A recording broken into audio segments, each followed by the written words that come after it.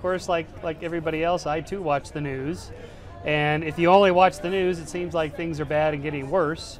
But in fact, what I'm trying to do in the moral arc is track the long-term historical progress over centuries and millennia, not days and hours and weeks.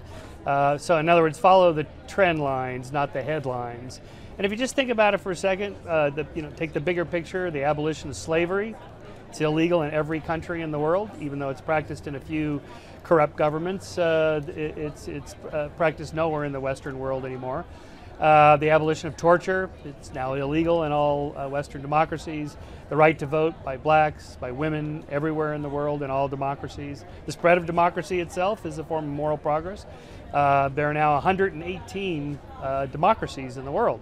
In 1900, there were only a couple. Actually, the United States wasn't even really a liberal democracy until 1920 when women got the vote.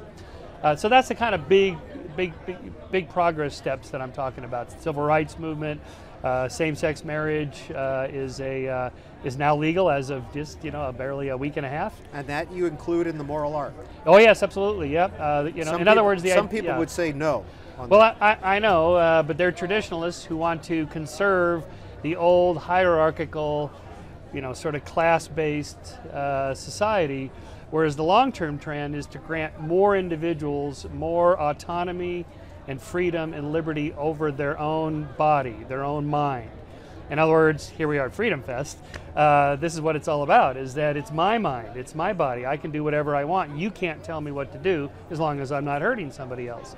And so two people that are in love that want to get married, who cares? It's none of your business what they do. None of my business, as long as no one's hurt, and no one's hurt. So, that's the kind of step in the right direction.